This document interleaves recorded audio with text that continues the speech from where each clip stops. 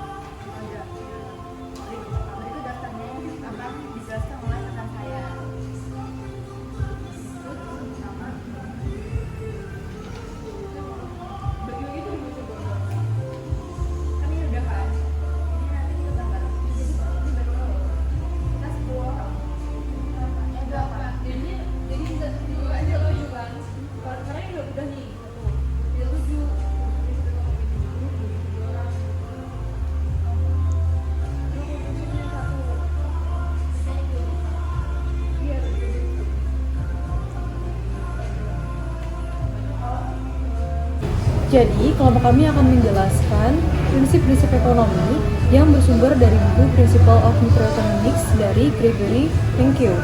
Dan tentunya saya juga akan menjelaskan apa sih makna dari ekonomi serta prinsip ekonomi.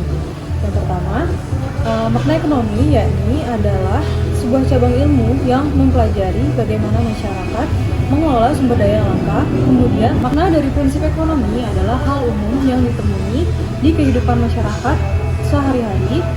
Contoh sederhananya adalah upaya seseorang untuk mendapatkan hasil yang maksimal dengan pengorbanan yang secukupnya atau hasil tertentu dengan pengorbanan yang sekecil-kecilnya. Kemudian, adapun 10 prinsip-prinsip ekonomi yang akan dijelaskan oleh teman-teman saya. Prinsip ekonomi yang pertama yaitu setiap orang mengalami trade-off. Artinya, setiap orang harus mengeluarkan uang atau sesuatu untuk mendapatkan sesuatu. Untuk mendapatkan sesuatu yang diinginkan, kita harus mengorbankan sesuatu yang lain. Atau, jika kita memiliki banyak tujuan, sebagian tujuan harus kita lepaskan demi tujuan tertentu yang paling kita inginkan. Prinsip ekonomi yang kedua adalah biaya merupakan apa yang kita korbankan untuk mendapatkan sesuatu. Artinya, akan selalu ada biaya sepadan yang dikeluarkan dalam setiap kegiatan ekonomi. Setiap keputusan yang kita ambil sebaiknya selalu mempertimbangkan antara biaya dan manfaat yang kita peroleh dari pilihan tersebut. Misalkan, saat kita memutuskan untuk melanjutkan pendidikan ke perguruan tinggi selepas lulus SMA, biaya yang harus kita keluarkan antara lain membayar iuran pendidikan tiap semester, membeli buku-buku, membayar sewa penginapan atau kos, membeli makan, dan masih banyak lagi. Tipe yang ketiga yaitu berpikir rasional, artinya selalu melakukan pertimbangan dan mengambil keputusan rasional sebelum menjalankan kegiatan ekonomi. Sebagai orang yang rasional, kamu harus berpikir pada suatu margin. Kamu harus bisa membandingkan manfaat marginal dan biaya marginal. Contohnya seperti seorang siswa yang terdaftar untuk pendidikan 1 tahun.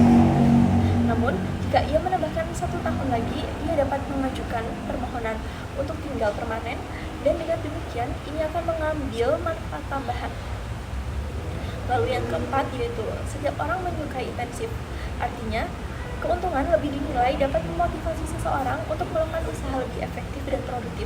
Dalam membuat keputusan, kita selalu membandingkan antara biaya dan manfaat yang kita peroleh. Namun, begitu biaya dan manfaat itu berubah, maka perilaku kita pun akan berubah. Itu artinya orang selalu bereaksi atau tanggap terhadap insentif. Contohnya seperti biaya apel meningkat, maka konsumen akan lebih suka membeli jamu biji karena biaya apel yang lebih tinggi. 5. Perdagangan saling menguntungkan semua pihak. Artinya, setiap bentuk persaingan ekonomi masing memiliki spesialis masing-masing, sehingga suatu persaingan juga bisa menjadi mitra. Dan yang nomor 6, pasar merupakan tempat mengatur kegiatan ekonomi. Artinya, siklus interaksi antara produsen dan konsumen sangat berpengaruh untuk berpengaruh untuk membentuk suatu sistem kebijakan dalam kegiatan perekonomian. Pemerintah memiliki peran pada pasar, artinya pemerintah memiliki wewenang untuk memberi dukungan dalam proses berjalannya kegiatan ekonomi di pasar, seperti melalui pembuatan peraturan. Materi ke-8, standar hidup negara ditentukan produksi barang dan jasa, artinya setiap kebijakan terkait kegiatan perekonomian dalam suatu negara akan mempengaruhi produktivitas yang secara tidak langsung mempengaruhi standar hidup rakyatnya. Prinsip yang ke-9, harga akan meningkat jika uang beredar terlalu banyak. Artinya, semakin banyak uang yang beredar, maka akan semakin kecil nilai uang tersebut. Hal ini akan menyebabkan inflasi atau peningkatan harga barang.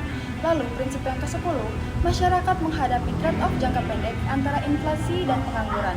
Artinya, adanya inflasi secara tidak langsung juga menimbulkan jumlah pengangguran dalam jangka pendek. Inflasi dan pengangguran adalah dua masalah utama ekonomi yang dihadapi semua negara.